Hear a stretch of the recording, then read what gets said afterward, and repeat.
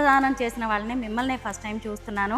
మీరు రక్తంతో పాటు ప్లేట్లెట్స్, ప్లాస్మా, అలాగే వైట్ బ్లడ్ సెల్స్ అంటే మీ ప్రాణాన్ని కూడా పణంగా పెడుతున్నట్టుగా కనిపిస్తుంది. ఎందుకు ఇంత రిస్క్ చేస్తున్నారు మీరు? ఇంత అభివృద్ధి చెందుతున్న ఈ సమాజంలో ప్రతి 2 సెకండ్లకు ఒక వ్యక్తి రక్తము మరియు రక్తానికి సంబంధించిన కాంపోనెంట్స్ దొరక్క చనిపోతూ ఉన్నారు. మీరు చెప్తుంటే నాకు కళ్ళల్లోంచి నీళ్ళు వస్తున్నాయి. వైట్ బ్లడ్ సెల్స్ ఇవ్వడానికి మీరు పొట్టకి ఇంజెక్షన్ వేయించుకోవాలి. ఎన్నిసార్లు వేయించుకొని ఉంటారు? 6 times. అంటే ఎవరు WBC డొనేట్ చేయాలన్నా కూడా పొట్ట భాగంలో ఇంజెక్షన్ వేయించుకోవాలి. వాళ్ళు ఒక ట్యాబ్లెట్ ఇస్తారు, అది తీసుకుంటారు. రెండింటి వల్ల ఏమవుతుందంటే బాడీలో ఉన్న WBC కౌంట్ అనేది డ్రాస్టిక్గా పెరిగిపోతుంది. ఆ పెరిగిన కౌంట్ను మిషన్ ద్వారా తీసి పేషెంట్కి ఎక్కిస్తారు. ముక్కు మొహం తెలియని వాళ్ళ కోసం పొట్టకి ఇంజెక్షన్లు చేయించుకోవడం, ఇక్కడ సిరంజులు గుచ్చించుకోవడం ఇదంతా చిన్న విషయం కాదండి. అసలు మీ నరాలు అనేది దొరుకుతూ ఉంటాయా? అన్నీ మొద్దుబారిపోయాయి, ఇలాగ బ్లాక్గా అయిపోయాయి. ఇగో చూడండి, ఇవన్నీ కూడా బల్జైనాయి. మొత్తం ఇక్కడ కూడా కలర్ చేంజ్ అయిపోయింది. చూడండి, ఒక మంచి పని చేయాలి అనే సంకల్పం ఉన్నప్పుడు ఇవన్నీ ఏమీ కనిపించవు. ఎప్పుడైనా సహజంగా మీకు విషయం అనిపిస్తూ ఉంటుందా? ఎందుకంటే నా ఒంట్లో ప్రవహిస్తున్న రక్తం ఇంకెవరి ఒంట్లోకి వెళ్ళింది, ఇంకెవరి జీవితాన్ని నిలబెట్టిందని తెలుసుకోవాలనే కుతూహలం ఏమైనా ఉంటుందా మీకు? మేడం, మనం డొనేట్ చేసినప్పుడు వాళ్ళు చూపించే ఆ కృతజ్ఞత తీసుకోవడం కూడా నాకు ఇబ్బంది. ఇవాళ బ్లడ్ కావచ్చు, ప్లాస్మా కావచ్చు, ప్లేట్లెట్స్ కావచ్చు, WBC కావచ్చు, ప్రజెంట్ ఒక 500 మందిలో నా రక్తం ప్రవహిస్తుంది. అది ఎంత అదృష్టం! 500 మందికి నేను సహాయం చేయగలిగానంటే ఆ భగవంతుడు నాకు ఇచ్చిన బ్లెస్సింగ్సే కదా. ఖచ్చితంగా మీకు చేతులెత్తి నమస్కారం చేయాల్సిందేనండి. అందరికీ నమస్కారం. నేను Swaroopa Potlapalli. Welcome to Suman TV. మన ఒక్క బొట్టు రక్తంతో ఒక జీవితాన్ని మనం నిలబెట్టవచ్చు. అయినా సరే ఈ రోజుల్లో కూడా చాలామంది రక్తదానం చేయాలంటే 1కి 10 సార్లు ఆలోచిస్తున్నారు. దీంతో అవసరంలో ఉన్న వాళ్ళకి సరైన సమయంలో రక్తం అందక ప్రాణాలు కోల్పోతున్నారు. చివరికి కృత్రిమ రక్తాన్ని కూడా తయారు చేసి పేషెంట్లకు ఎక్కించాల్సిన పరిస్థితి వచ్చింది. ఎవరికైనా రక్తం కావాలంటే చాలు, నిమిషాల్లో అక్కడ వాలిపోయి ఇప్పటికీ 322 సార్లు రక్తంతో పాటు platelets, plasma, white blood cells దానం చేసిన డాక్టర్ సంపత్ కుమార్ నాతో పాటు ఉన్నారు. ఆయనతో మాట్లాడి అనేక విషయాలు తెలుసుకుందాం. సంపత్ గారు, నమస్తేనండి. నమస్తే మేడం. నేను ఇప్పటి వరకు రక్తదానం చేసిన వాళ్ళని చాలా మందిని చూశాను, కానీ ఇలా వందల్లో రక్తదానం చేసిన వాళ్ళని మిమ్మల్ని ఫస్ట్ టైం చూస్తున్నాను. ముఖ్యంగా నాకు ఇవన్నీ వింటుంటే మీరు రక్తంతో పాటు ప్లేట్లెట్స్, ప్లాస్మా, అలాగే వైట్ బ్లడ్ సెల్స్ అంటే మీ ప్రాణాన్ని కూడా పణంగా పెడుతున్నట్టుగా కనిపిస్తుంది. ఎందుకు ఇంత రిస్క్ చేస్తున్నారు మీరు? ఫస్ట్ మీరు నన్ను ఇంటర్వ్యూకి పిలిచినందుకు మీకు ధన్యవాదాలు. ఎందుకంటే ఈ ఇంటర్వ్యూ ద్వారా ఒక 100 మంది చూశారు అంటే, వాళ్ళు 100 మంది డొనేట్ చేయగలిగారంటే వాళ్ళని చూసి ఒక 1000 మంది రక్తదాతలు తయారవుతారు. ఆ 1000 మందిని చూసి ఇంకో 10,000 మంది తయారవుతారు. ఆ 10,000 మందిని చూసి 1,00,000 మంది రక్తదాతలు తయారవుతారు. Thank you madam. ఫస్ట్ అసలు నేను బ్లడ్ డొనేషన్కి ఎందుకు ఇంత ప్రయారిటీ ఇస్తానంటే, ఇంత అభివృద్ధి చెందుతున్న ఈ సమాజంలో ప్రతి 2 సెకండ్లకు ఒక వ్యక్తి రక్తము మరియు రక్తానికి సంబంధించిన కాంపోనెంట్స్ దొరక్క చనిపోతూ ఉన్నారు. 25 సంవత్సరాల కిందట ఈ విషయం నేను తెలుసుకొని అప్పటి నుంచి రెగ్యులర్గా బ్లడ్ ఇవ్వడం స్టార్ట్ చేశాను. ఎవ్రీ 3 monthsకి. అలా 8 సంవత్సరాలు డొనేట్ చేసిన తర్వాత ఎవ్రీ 3 monthsకి క్రమం తప్పకుండా 32 సార్లు డొనేట్ చేసిన తర్వాత అప్పుడు నాకేం తెలిసిందంటే, క్యాన్సర్ పేషెంట్స్కి వాళ్ళ క్యాన్సర్ ట్రీట్మెంట్లో భాగంగా ప్లేట్లెట్స్ అనేది అవసరం. అలాగే ప్రతి సర్జరీలో కూడా రక్తం గట్టడానికి ప్లేట్లెట్స్ ప్రధాన పాత్ర అని తెలుసుకోగలిగాను. అప్పటి నుంచి ఆ రోజు నుంచి ఈ రోజు వరకు ప్రతి ఆరోగ్యవంతమైన వ్యక్తి 15 రోజులకు ఒకసారి ఇవ్వచ్చు అనే ఒక విషయాన్ని సమాజంలోకి తీసుకెళ్లడం కోసం 192 సార్లు ప్లేట్లెట్ డొనేట్ చేయడం జరిగింది. అలా అని చెప్పి బ్లడ్ డొనేషన్ ఆపలేదు. గడిచిన 25 సంవత్సరాల నుంచి ప్రతి 3 నెలలకు ఒకసారి క్రమం తప్పకుండా 100 సార్లు ప్లేట్లెట్స్ డొనేట్ చేయడం జరిగింది. మందులేని కరోనాకి మందు ప్లాస్మా అని తెలుసుకున్నప్పటి నుంచి కరోనాకు కోలుకొని కరోనా నుంచి 24 సార్లు ప్లాస్మా డొనేట్ చేయడం జరిగింది. ఆ సంవత్సర కాలంలో ఆ పీక్ మూమెంట్ ప్లాస్మా అనేది విపరీతమైన డిమాండ్ ఉన్న టైంలో చాలామందికి అపోహలు ఉండేది. ఆ ప్లాస్మా ఇవ్వడం అంటే వాళ్ళు ఒక కిడ్నీనో లివరో హార్టో ఇస్తున్నంతగా ఫీల్ అయ్యే రోజుల్లో ఏమీ కాదు, ప్రతి 15 రోజులకు ఒకసారి ఇవ్వండి అని చెప్పి కరోనా నుంచి కోలుకున్న తర్వాత ఏవైతే 24 times ఇచ్చాను యాంటీబాడీస్ అనేది ఒక 1 ఇయర్ మాత్రమే ఉంటాయి. అంటే దాన్ని కన్వాల్సెంట్ ప్లాస్మా అంటారు. ప్లాస్మా అంటే మామూలుగా ఇవ్వచ్చు. కరోనా టైంలో పర్టికులర్గా ఇచ్చింది ఏంటంటే కరోనా నుంచి కోలుకున్న వాళ్ళకి యాంటీబాడీస్ బాడీలో ఉంటాయి. వాటి పీరియడ్ 12 మంత్స్. ఆ 12 మంత్స్ క్రమం తప్పకుండా ప్రతి 15 రోజులకు ఒకసారి చొప్పున 24 సార్లు ప్లాస్మా డొనేట్ చేయడం జరిగింది. క్యాన్సర్ ట్రీట్మెంట్లో అత్యంత క్లిష్టమైన donation WBC, white blood cells. అదేంటంటే ముందు రోజు మనము పొట్టకు ఇంజెక్షన్ చేయించుకొని ఒక ట్యాబ్లెట్ తీసుకోవాలి. తీసుకున్న తర్వాత ఆఫ్టర్ 12 అవర్స్ మన బాడీలో ఉన్న WBC కౌంట్ అనేది డ్రాస్టిక్గా పెరిగిపోయి ఉంటుంది. ఈ పెరిగిన కౌంట్ను తీసుకుంటుంది.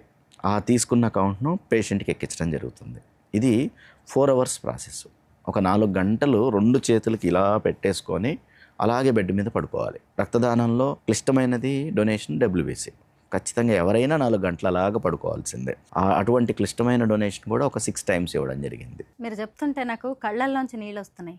వైట్ బ్లడ్ సెల్స్ ఇవ్వడానికి మీరు పొట్టకి ఇంజెక్షన్ వేయించుకోవాలి. ఎన్నిసార్లు వేయించుకొని ఉంటారు? 6 టైమ్స్. అంటే ఎవరు WBC డొనేట్ చేయాలన్నా కూడా పొట్ట భాగంలో ఇంజెక్షన్ వేయించుకోవాలి. వాళ్ళు ఒక ట్యాబ్లెట్ ఇస్తారు, అది తీసుకుంటారు. ఆ రెండింటి వల్ల ఏమవుతుందంటే బాడీలో ఉన్న WBC కౌంట్ అనేది డ్రాస్టిక్గా పెరిగిపోతుంది. ఆ పెరిగిన కౌంట్ను మిషన్ ద్వారా తీసి పేషెంట్కి ఎక్కిస్తారు. నార్మల్గా ఒక్క ఇంజెక్షన్ చేయించుకోవాలంటేనే మనం ఎంతో భయపడతాం. అలాంటిది ముక్కు మొహం తెలియని వాళ్ళ కోసం పొట్టకి ఇంజెక్షన్లు చేయించుకోవడం, ఇక్కడ సిరంజులు గుచ్చించుకోవడం, ఇదంతా చిన్న విషయం కాదండి. అసలు మీ నరాలు అనేది దొరుకుతూ ఉంటాయా? అన్నీ మొద్దుబారిపోయాయి, ఇలాగ బ్లాక్గా అయిపోయాయి. ఇగో చూడండి, ఇవన్నీ కూడా బల్లేనే. మొత్తం ఇక్కడ కూడా కలర్ చేంజ్ అయిపోయింది చూడండి. అంటే ఒక మంచి పని చేయాలి అనే సంకల్పం ఉన్నప్పుడు ఇవన్నీ ఏమీ కనిపించవు. నా ఎయిమ్ ఏంటంటే ప్రతి ఒక్కళ్ళు కూడా బ్లడ్ డొనేషన్కి ముందుకు రావాలి.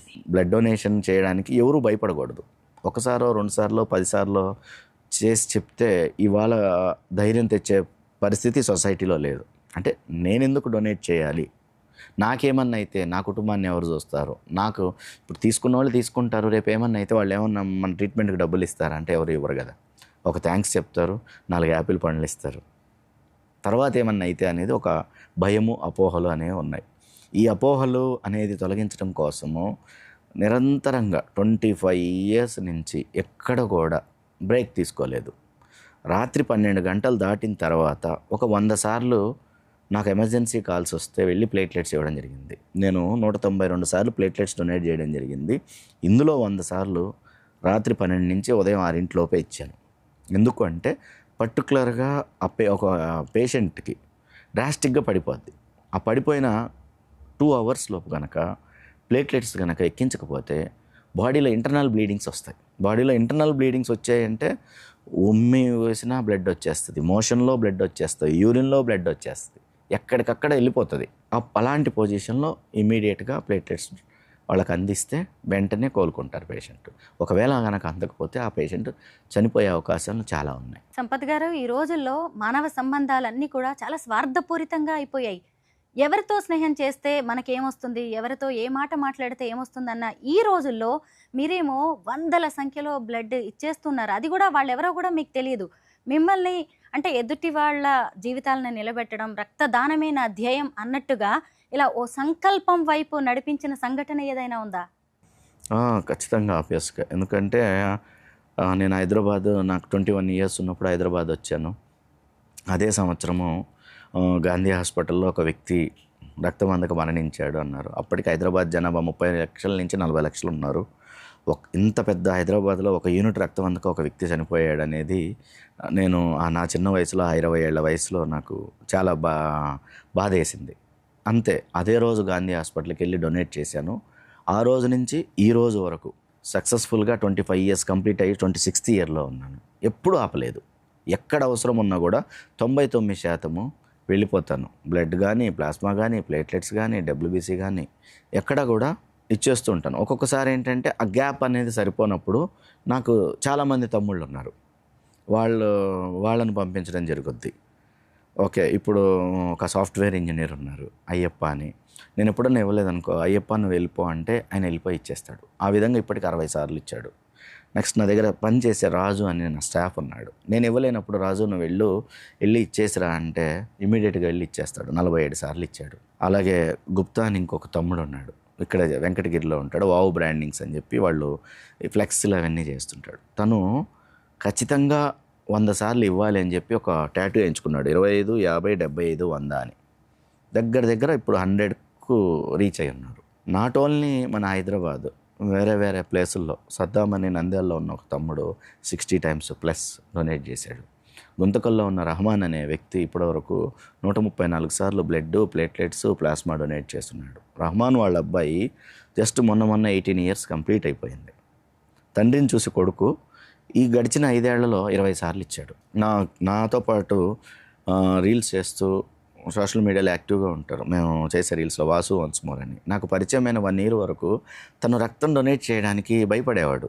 1 year తర్వాత వన్ ఫైన్ డే, వాసు నీ బర్త్డే రోజు నువ్వు ఒక మంచి కార్యక్రమం స్టార్ట్ చెయ్యి అని చెప్పాను. సార్ భయం వేస్తుంది అన్నాడు. నేను పక్కన ఉంటాను, 1 year నుంచి నా పక్కనే ఉన్నావు, ఇన్నిసార్లు డొనేట్ చేసావు కదా, చూసావు కదా అని ఆ రోజు తీసుకెళ్ళి బలవంతంగా అలా బ్లడ్ డొనేషన్కి తీసుకెళ్తాను. ఆయన బర్త్డే రోజు అలా స్టార్ట్ చేసిన రక్తదానం గడిచిన 5 ఏళ్లలో 5th బర్త్డేకి 20 times డొనేట్ చేస్తున్నాడు.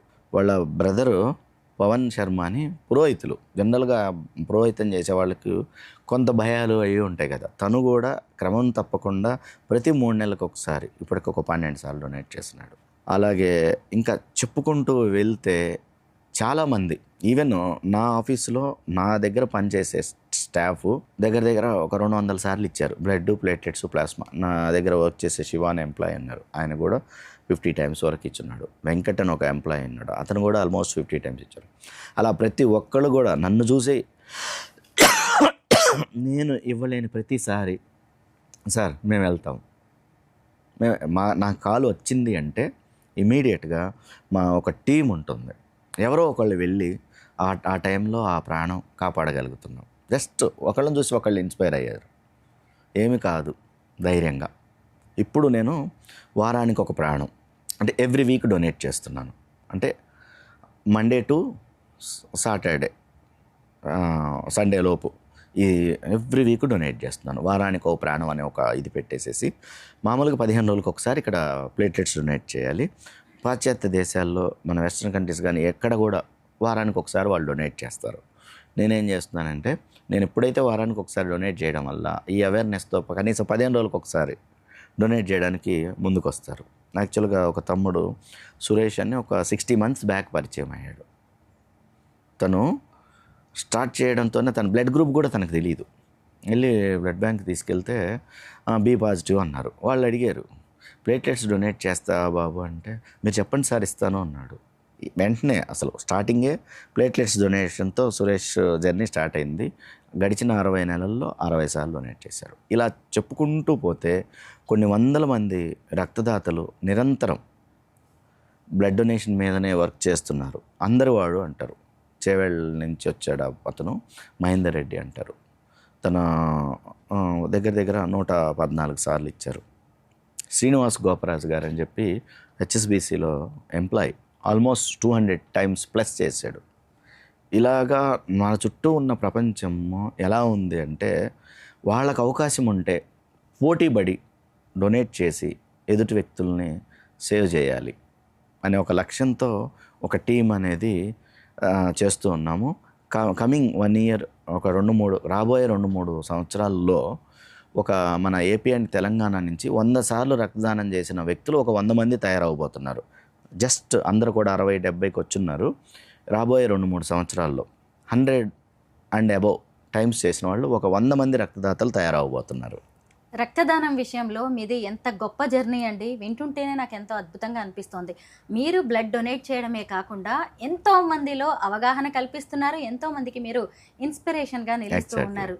చాలా గొప్పగా అనిపిస్తుంది నాకే వింటుంటే.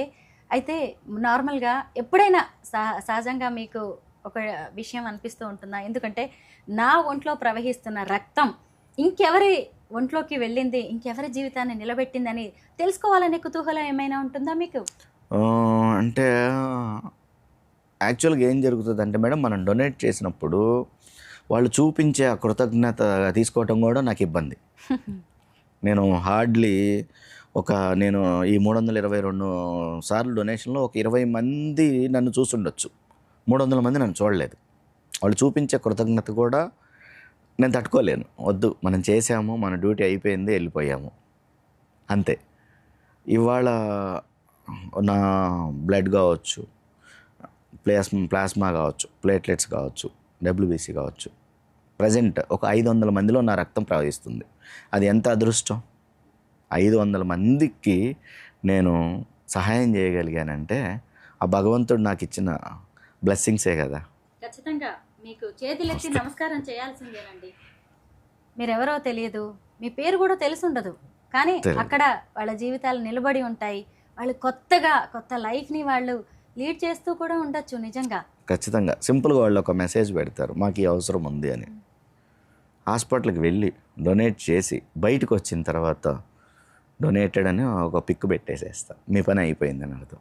అయ్యో సార్ మేము వచ్చేవాళ్ళం కదా అంటారు. నాకు బాగా గుర్తుందండి, మొన్న 300 సారి డొనేషన్ అప్పుడు బంజారాహిల్స్ ఏసీపీ వెంకటరెడ్డి గారు వాళ్ళ కొలీగ్ వాళ్ళ హస్బెండ్కి అవసరం ఉంటే వెళ్ళి డొనేట్ చేయమన్నారు. నిమ్స్లో డొనేట్ చేశాను. ఆమె బెడ్ మీద ఉన్నప్పుడే ఒక జ్యూస్ తాపించారు. 25 ఏళ్ల జర్నీలో నేను ఒక జ్యూస్, ఆవిడిచ్చిన జ్యూస్ తాగాను.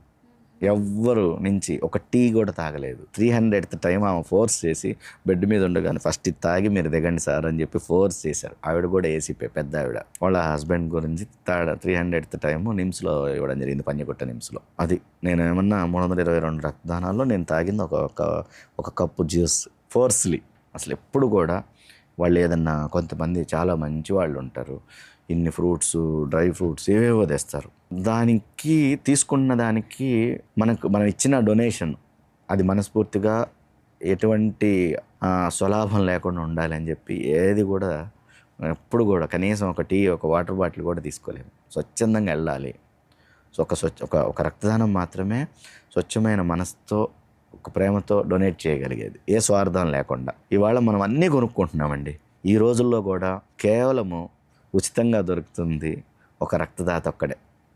మా దరిద్రం ఏంటంటే ఇవాళ మేము అవసరం ఉందని చెప్పి, మీరు నాకు ఫర్ ఎగ్జాంపుల్ మీరు కూడా మొన్న ఈ మధ్య అడిగారు, సంపత్ ఒక ఇది కావాలి అన్నారు.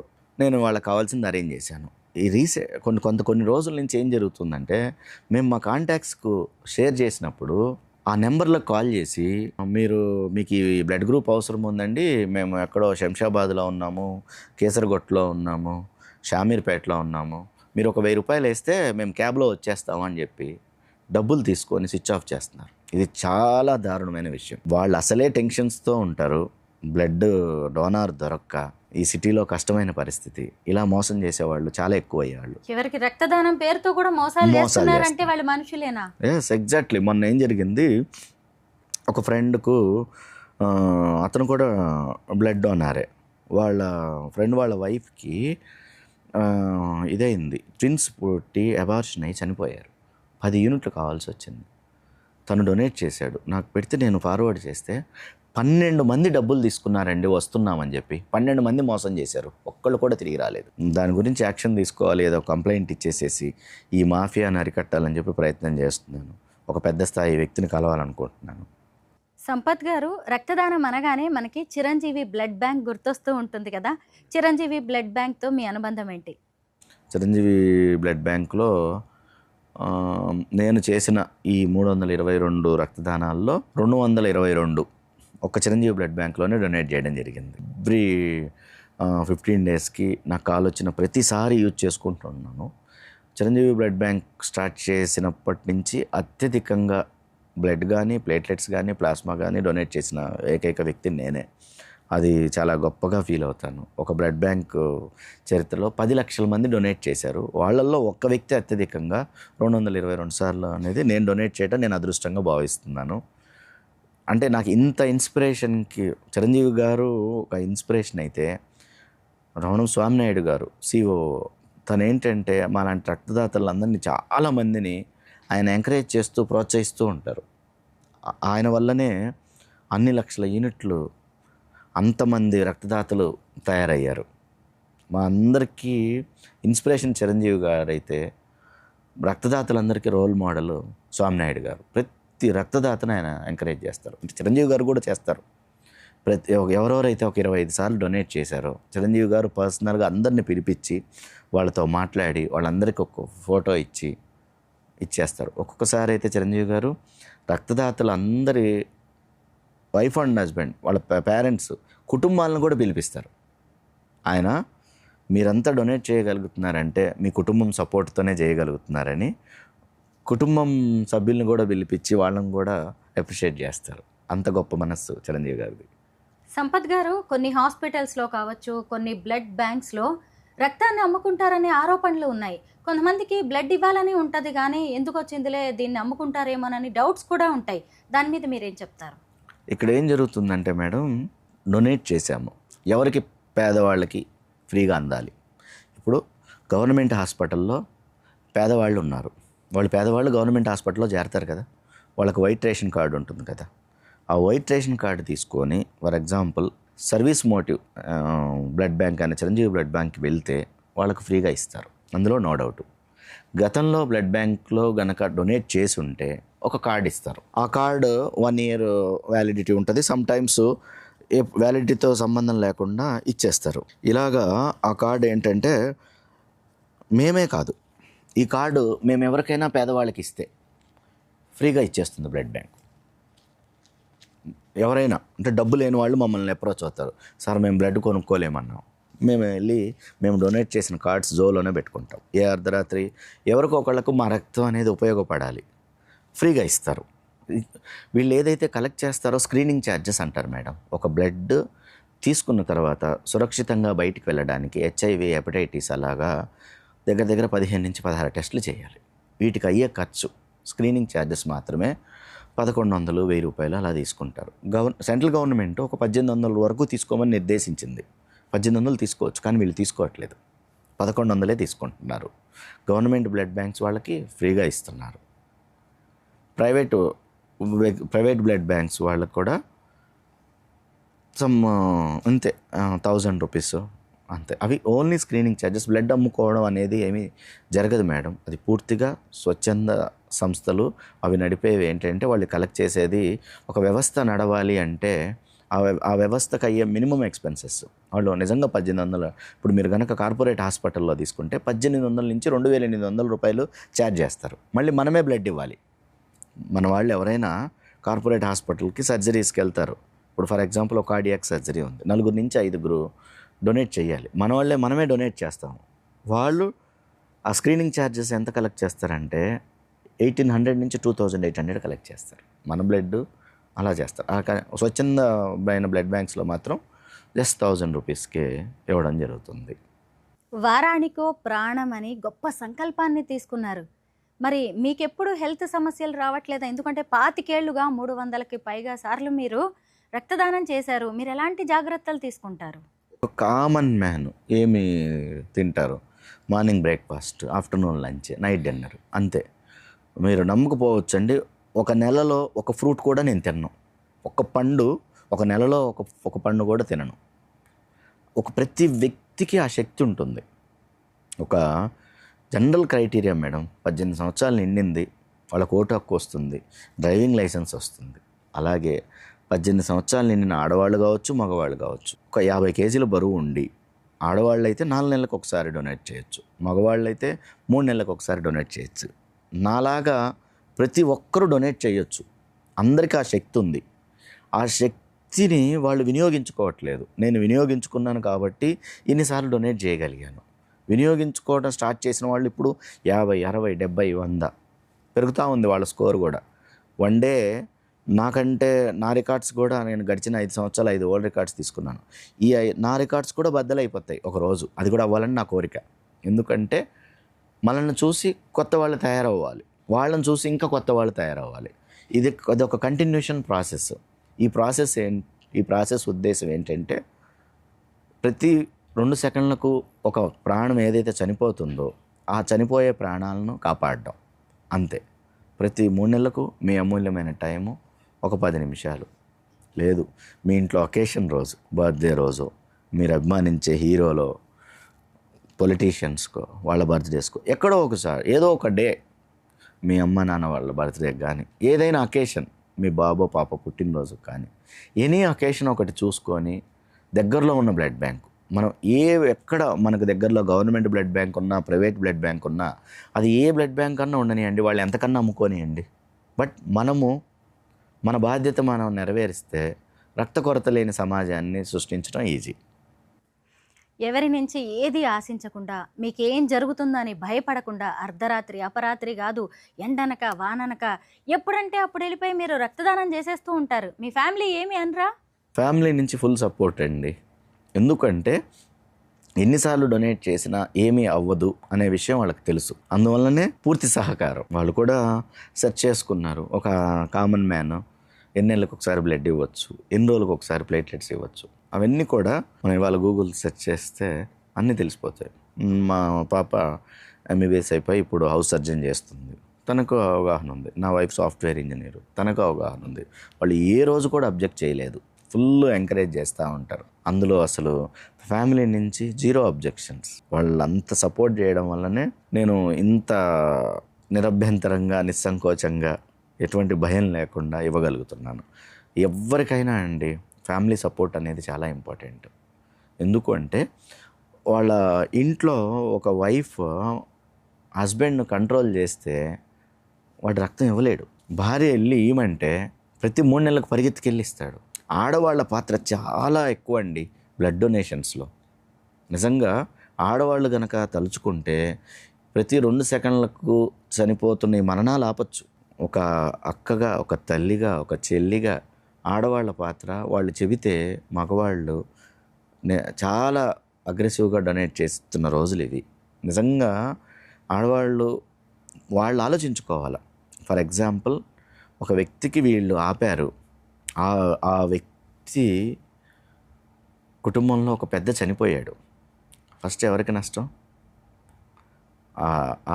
ఆ ఇంట్లో ఆ భర్త చనిపోతే ఆ భార్య ఆ పిల్లలకి, మొత్తం కుటుంబం మొత్తం సఫర్ అవుతుంది. మనం ఇచ్చే ఒక రక్తదానం అనేది ఒక వ్యక్తికి కాదు, ఒక కుటుంబానికి.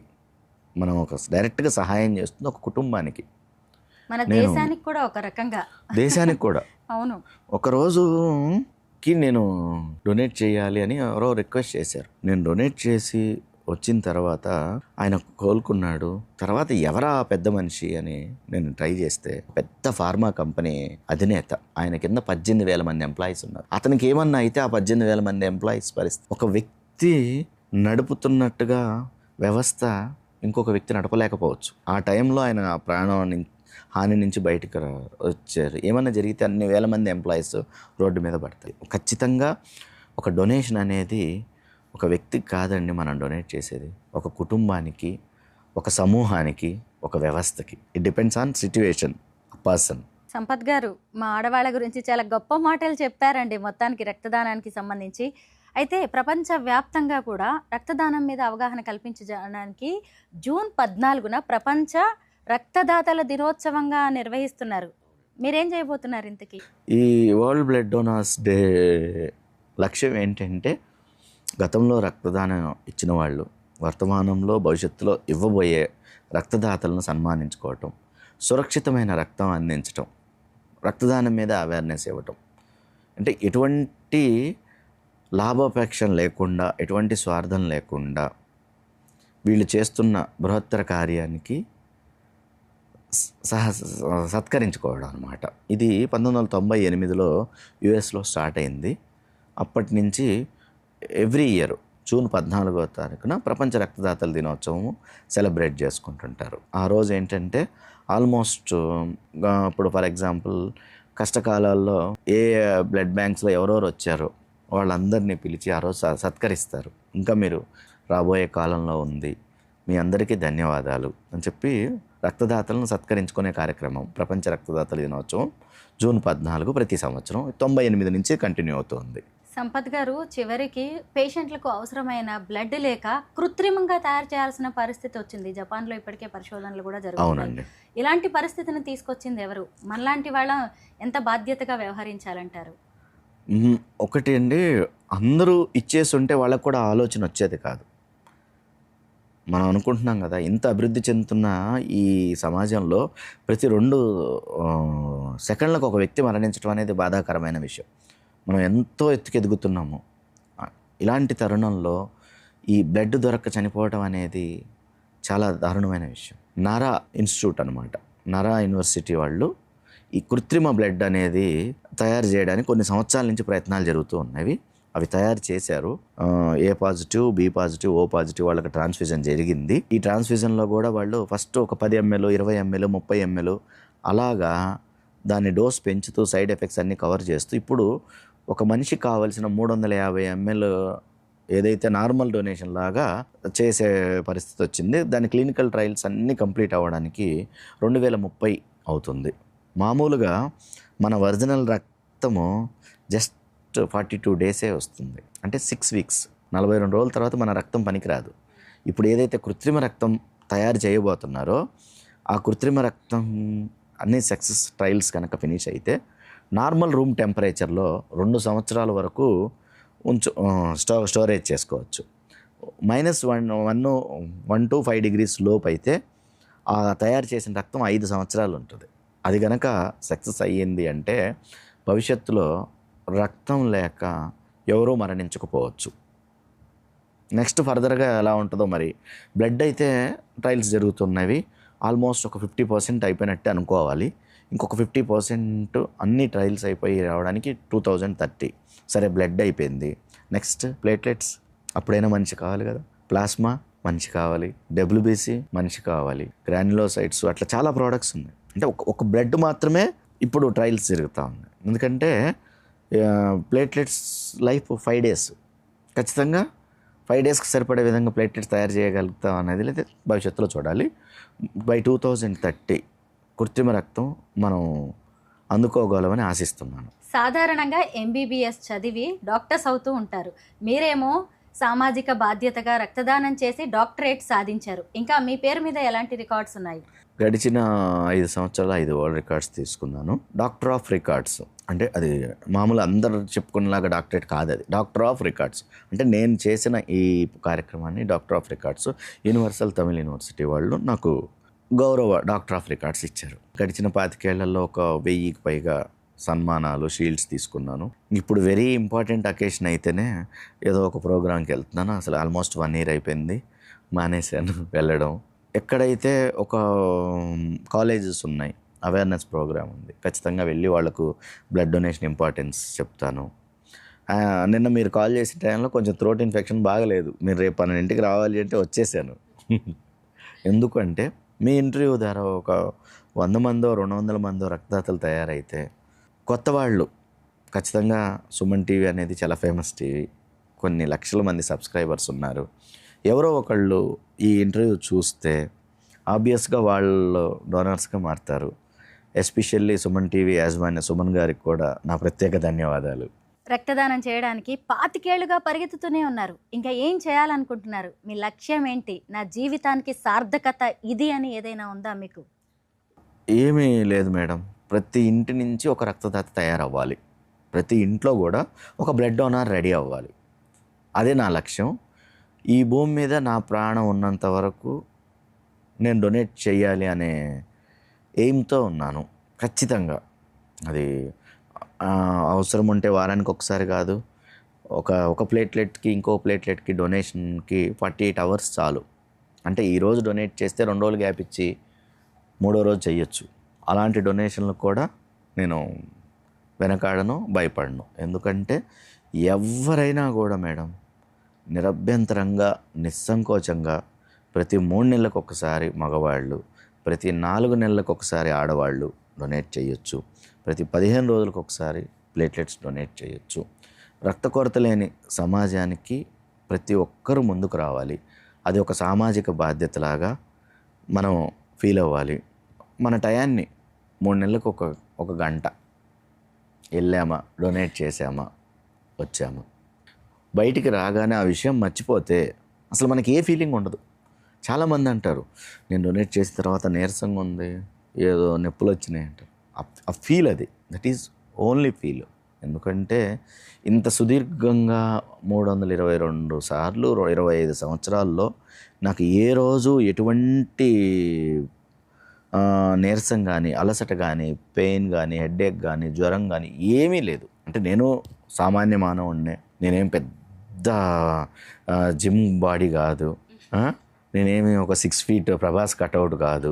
సో అలాంటి ఒక చిన్న బాడీ నాది, చిన్న హైట్, చిన్న పర్సనాలిటీ ఉన్న నేనే ఒక 70 kgs ఉన్న మనిషిని, నాకే ఏమీ లేదు అంటే మరి 80, 90, 100 kgs 6 అడుగులు ఉన్నవాళ్ళు వాళ్ళు ఎంత విగరస్గా చేయొచ్చు, ఎంత అగ్రెసివ్గా చేయొచ్చు. సో అపోహలు వేయడండి, ప్రతి ఒక్కళ్ళు రక్తదానానికి ముందుకు రండి. మీకు డొనేట్ చేయడం వల్ల ఎటువంటి నష్టం ఉండదు, అన్ని ఉపయోగాలేనండి.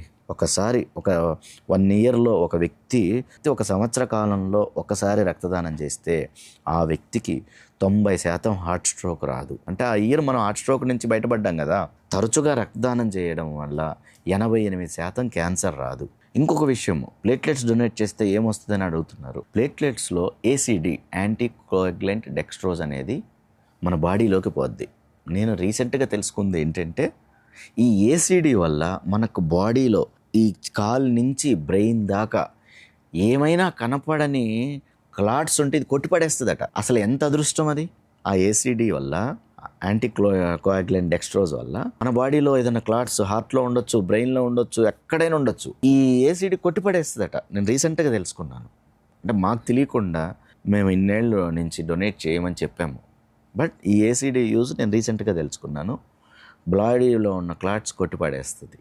ఒక పక్క క్యాన్సర్ రాదు, బాడీలో ఉన్న క్లాట్స్ రావు, హార్ట్ స్ట్రోక్ రాదు, కొత్త బ్లడ్ జనరేట్ అవ్వడం వల్ల వి లుక్స్ యంగ్గా కనిపించవచ్చు. ప్రతి ఒక్కళ్ళు కోరుకునేది ఏంటి, యంగ్గా కనిపించాలి అని.